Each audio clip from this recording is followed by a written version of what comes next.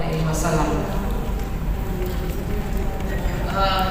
Teman-teman serta jurnalis dan wartawan sekalian yang saya hormati, hari ini KPU Provinsi Sulawesi Tengah khusus divisi sosialisasi Parmas kembali mengundang teman-teman wartawan atau jurnalis dalam kegiatan yang dilaksanakan hari ini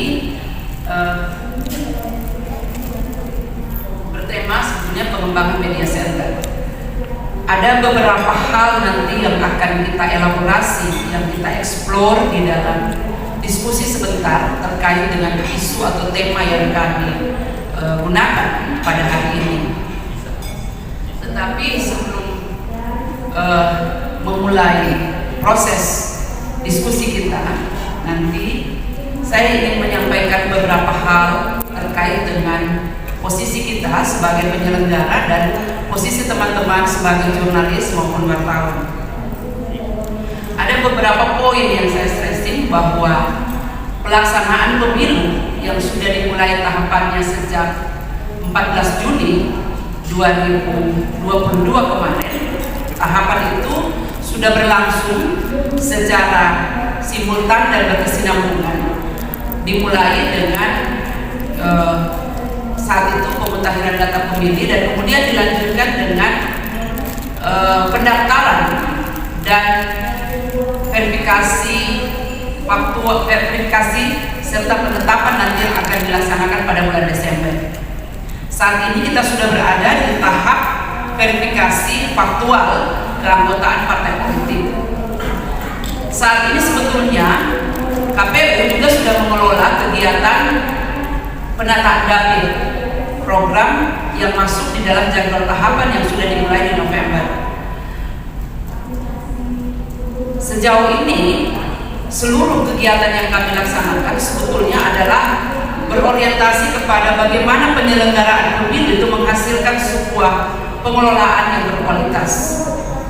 Orientasi atau hasil yang tentu kami ingin capai adalah menciptakan pemilu yang berkualitas. Dalam sebuah pemilu yang berkualitas, ada beberapa indikator yang tentu bisa kita gunakan untuk memastikan pemilu berjalan secara berkualitas.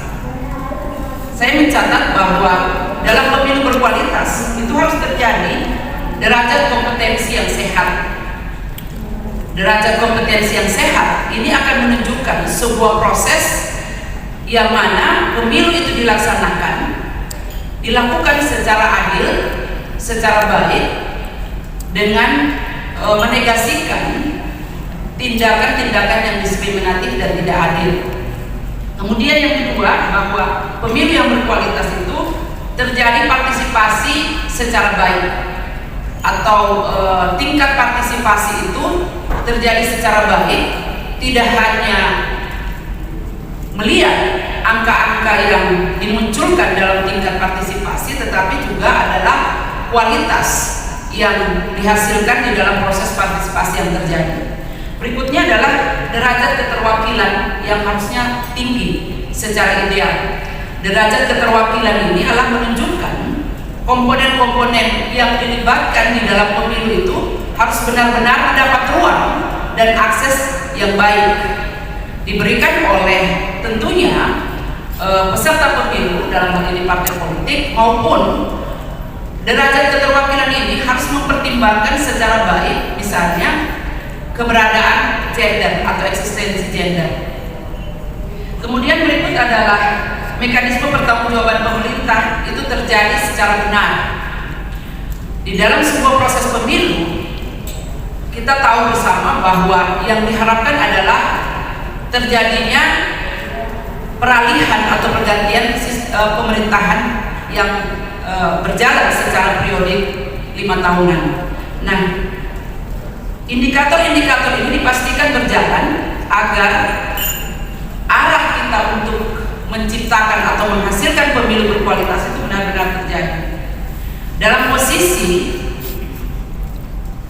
pada tujuan kita untuk mencapai pemilu berkualitas, seluruh komponen itu benar-benar dipastikan juga harus terlibat di dalam pelaksanaan pemilu. Meskipun KPU adalah penyelenggara yang sah secara undang-undang, tetapi berbagai komponen itu diharapkan keterlibatannya secara baik.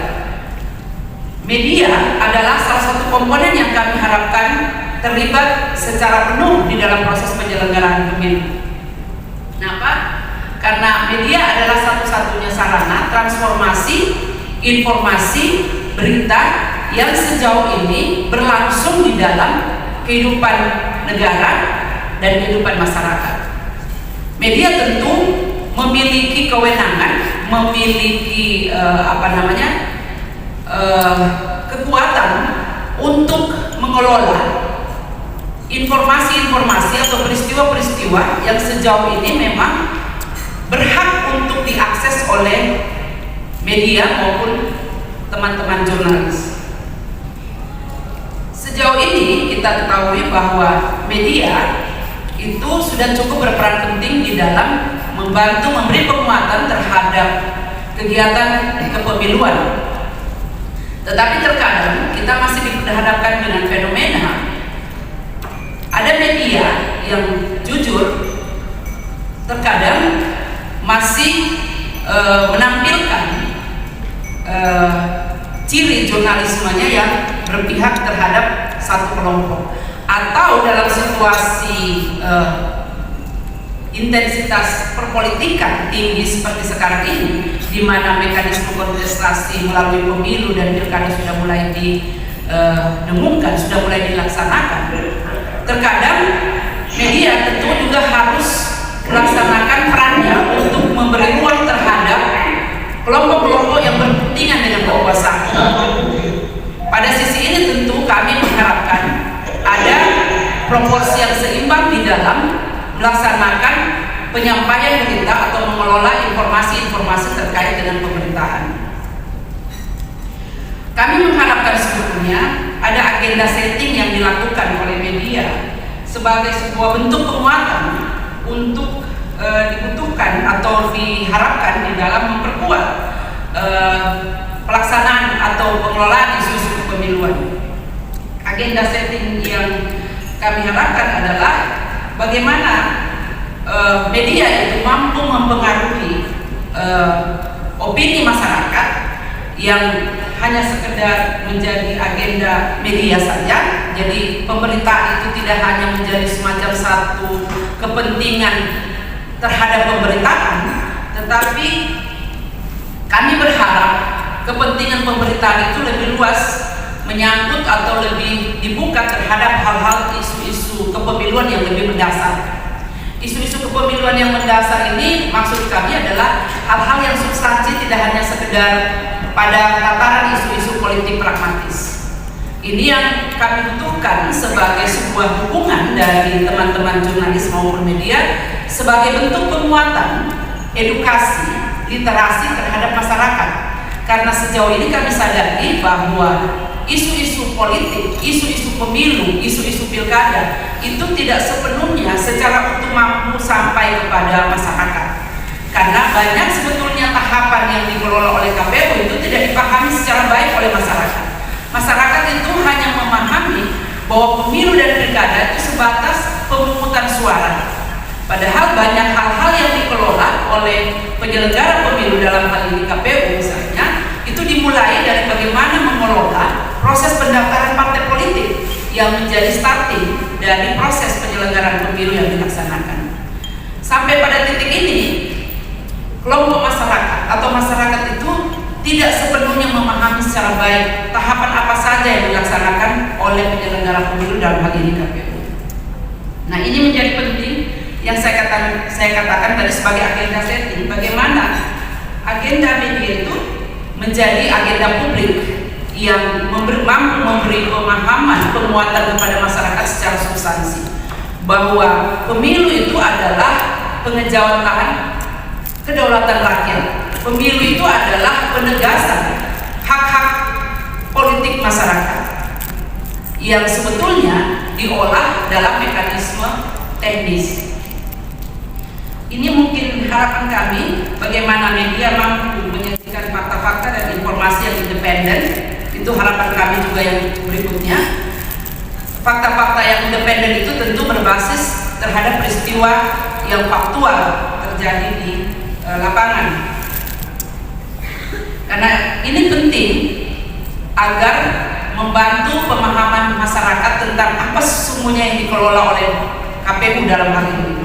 Nah, saya kira ini penting. Kami berharap juga ada independensi media yang terbentuk di dalam proses mengawal kegiatan kepemiluan, mengawal isu-isu kepemiluan yang dilaksanakan.